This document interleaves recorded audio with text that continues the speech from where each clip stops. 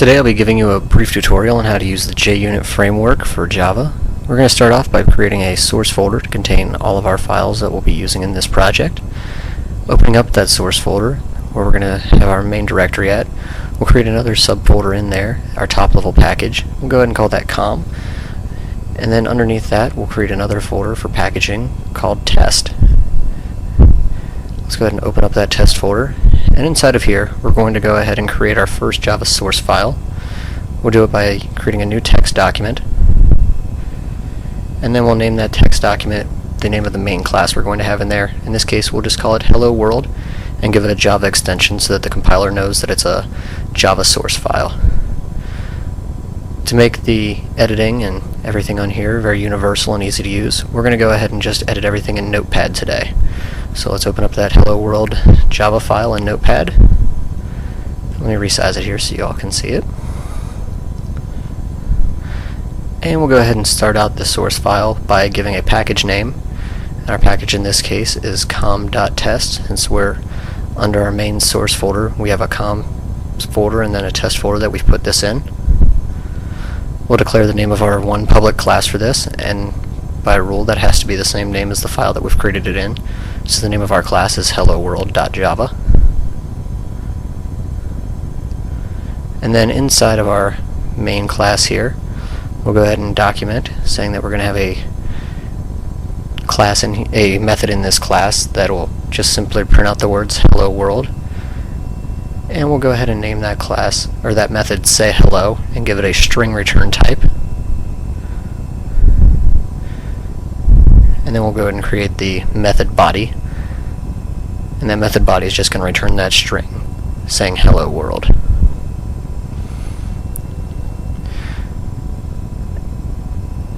And we'll create another class in this, another method inside of this class.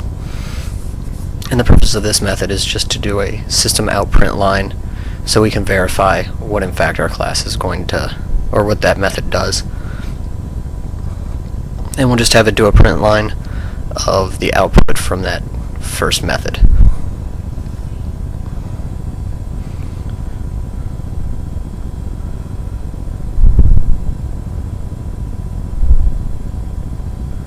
And we'll go ahead and save that Java source file.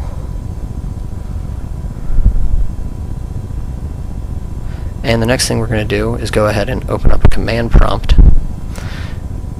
And we're going to use that command prompt. That's where we're going to do all of our compiling from.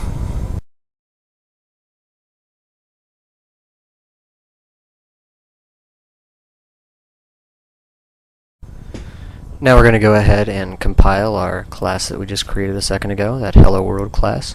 We'll go ahead and use the javac command and do a verbose output on the compiler.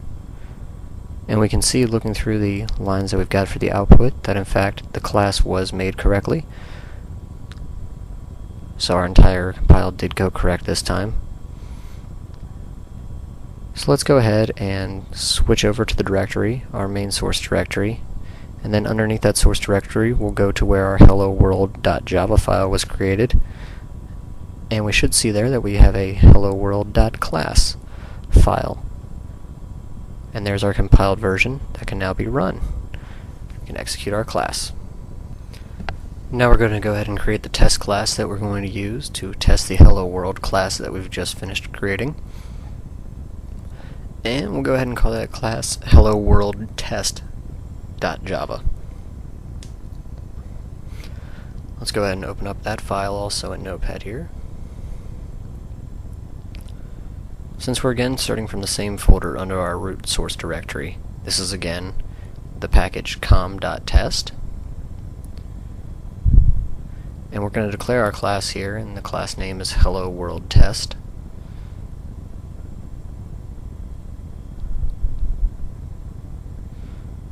And it's important to note that this class is actually going to be extending the base JUnit class called test case. So in order to allow us to extend that test case class, what we're going to need to do is we're going to need to import the base class from the JUnit framework. I've already downloaded the zip file included with that, which you should be able to find very easily, but once you've downloaded the binaries for JUnit, we'll just extract them into our main source directory, and we'll include it into our class path when we go ahead and compile. Let's go ahead and comment our class here and state that this is the class that's going to be testing our Hello World class that we created.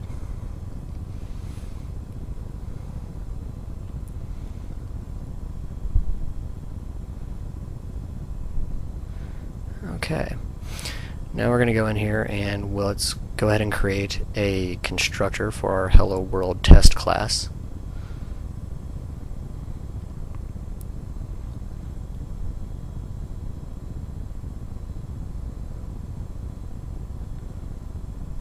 And the standard constructor for the test case class from JUnit includes a string with it, so we're going to allow a string input for our constructor for our extending class. And for our constructor, we'll just use the base constructor from JUnit and pass it in the same variable that we're giving it. Now, the input variable that we look for, that JUnit expects, is the name of the class that it's looking to test. So in this case, the test class is actually the class that we're in, hello world test.class. Now we need another method in our class here, so that we have a main entry point that when we run it from the compiler. So it's a standard main method right here, and our main is just going to say to go ahead and construct this class so that we can run the test. We're also going to be using the JUnit Swing UI test runner class. We'll go back and import that in a little bit. And then we have another method in here called test say hello. Now, by convention, any test that you create inside of the JUnit framework should start with the word test as the first 4 letters of the name of the method that's in there if it's a test that you're actually expecting to run. Inside of our test class, we're going to go ahead and create a hello world object. And then we're going to use the JUnit command assert equals. Assert equals takes 2 inputs of the same data type, and the first input is going to be the expected return value, and the second input to the method is going to be the actual return value. So in our case, it's the say hello method's output. Again, since we're using the JUnit.swingUI.testRunner class, so we can actually visibly see the effects of running our JUnit test, we'll go ahead and import that package, which is JUnit.framework.testrunner. And also, when we use the assert equals method down below, it's possible that we're going to have an assertion failed exception occur. So we also want to go ahead and import that assertion failed exception. Even though we're not explicitly catching it in this situation, we should go ahead and import that class just in case we do want to catch that exception at a later time. So go ahead and import that, save our test case here, and then we'll go ahead and back and compile our test class and see what the output of running it is. I've just gone ahead and extracted here from our JUnit source zip the JUnit 381 package. The JUnit jar file exists right underneath that. So let's go ahead and open up our command prompt and we can get started with the compile here. Alright, now we're ready to begin the compile. As you can see with the compiler command, we've included the verbose option so we can see all the output that's going to occur from this. In the class path variable, we've included the JUnit jar file and also our main source directory. And on the last line here, we can see that the output is the hello world test.class file. If we actually go into our main source directory down to the com.test level, we can see that that class file is now there. So the next step is to go ahead and run our test. We'll switch out from the main directory of our Java compiler, and now going to the Z drive, we'll go to our main source directory. In our source directory, we're going to issue the Java command, and we're going to add in the class path variable so that we can again access the JUnit test framework.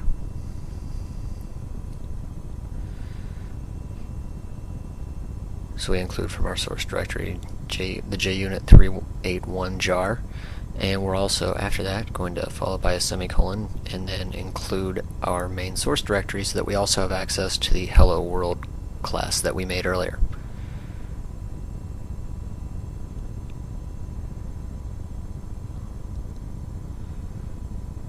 And then the last part is the actual class that we're going to execute, Hello World Test. And once we hit run here, we should see the JUnit test swing UI come up. And we can see that we actually had a failure here in our first test, but we can at least see what the framework looks like, and we get a nice description of what went wrong. That our Hello World Test class was actually not declared public, so the JUnit test framework wasn't able to access it. You can see from our test hierarchy that we only had one test listed under the test Hello World class. But we get a good idea of what the look and feel of this is like now. So let's go back into our Hello World Test class. Open that back up in Notepad.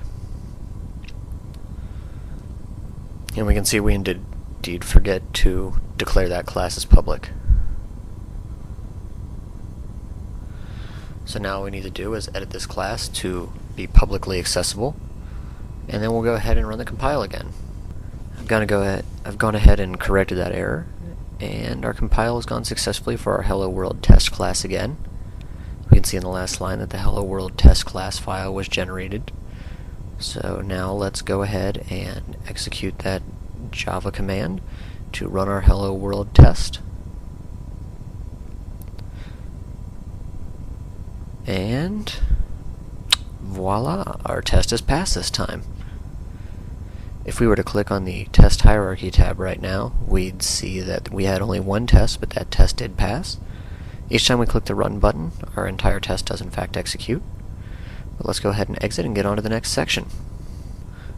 We're back in our Hello World class now, and we'll go ahead and add a new method in here that we can test. We'll have this method be called getSquare.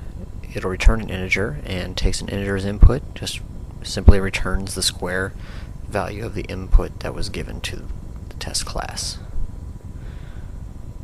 So we'll just quickly define it right here.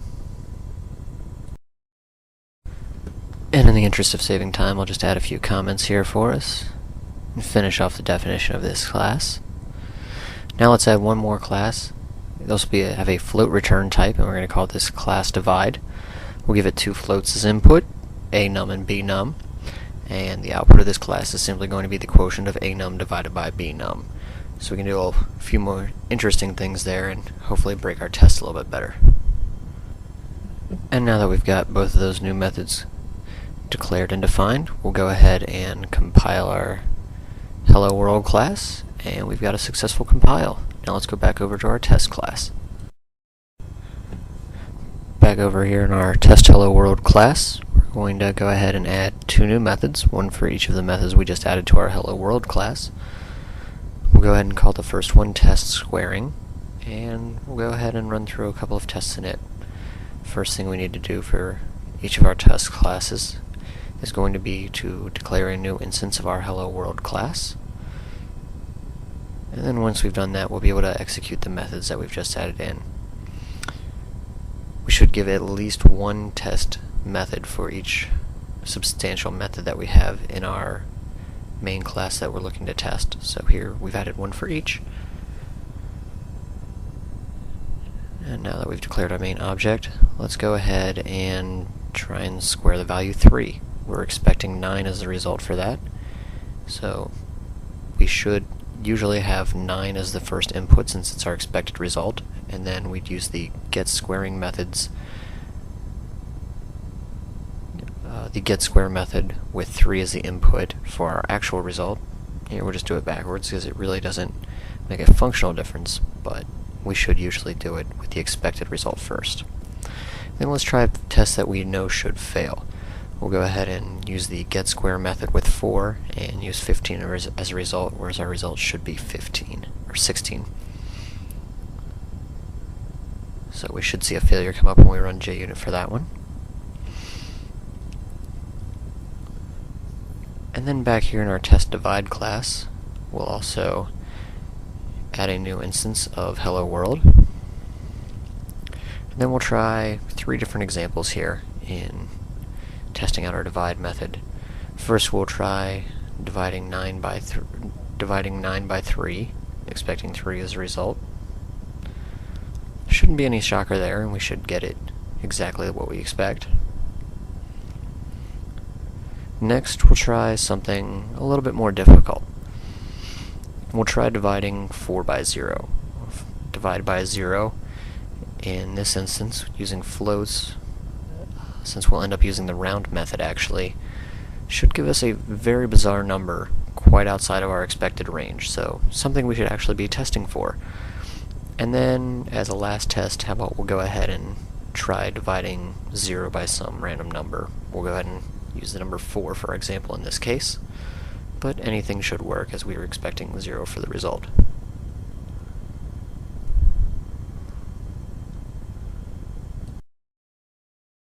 I've taken the liberty here of finishing up our test class, getting the methods finalized, so let's go ahead and compile our test class and actually execute our JUnit. We can see that we have the regular test class coming out compiling fine, so let's go ahead and give that Java execute command to our Hello World test class, and we can see we've got a few failures coming up this time now. So running through our class, we know that we have some situations that we should be handling at this time which we're not, so let's go ahead and get back to our test class so we can improve our base class. So now we know what to look for. So now that we know that we need to check for dividing by 0, go back into our Hello World class and do a conditional check to see if we are in fact dividing by 0. So we'll check to see if the bnum is equal to 0.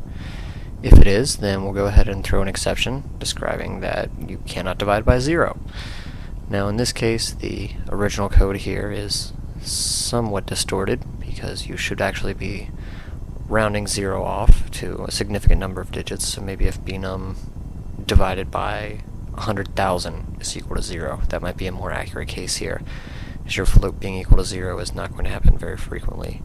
Also, this test we now need to declare the divide method to actually throw exception, but once we got that, we're all set to go and rerun our test case. So we'll just finish up that here. Now after recompiling our test class, we'll go ahead and run JUnit again, or run our class rather, through and have JUnit execute. And we can see that now that this time we had 1 test pass, we had 1 error, and 1 failure. So let's go into our hierarchy here, and we can see that the test say hello passed. The test get squaring didn't have any fatal exceptions occur in it, but it did have an unexpected result, and in our last test testified we had an error occur. It's from that divide by 0 exception that we're now throwing. So back in our test case, we'll go ahead and wrap the line that threw the exception into a try-catch clause, since we're expecting that exception to occur, and we should actually always be testing for expected exceptions. If we were doing this for a live production application, we'd probably want to extend that generic exception to be something more explicit.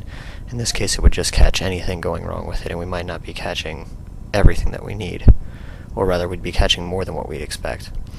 And then we'll add in another clause, and this clause is fail. We want fail to occur when we reach a point in the test code that shouldn't actually occur. So we'll just add that in here since we expect to have that exception occur. And while we're at it, let's go ahead and clean up the rest of our test class. We'll correct the unexpected result up in test get squaring, and we'll move the expected results to the beginning as we're supposed to with this test class. Then we'll go head back and run through it again and see what our results are. So now let's transition over and we'll go ahead and compile our test class, see what the results are. And we have a failure in here that we're not catching an exception. Back in our test class, even though we are handling the exception case where we're expecting divide to throw an exception, we're not handling the other ones explicitly, so we have to declare that the method may actually throw the exception. So go back and add that in, that the test for divide may throw an exception, and we're compiling properly now. So now we run JUnit, and we see that all 3 of our tests have passed. And now we know that we have some solid code that can actually perform properly, and we don't have to worry about it again in the future.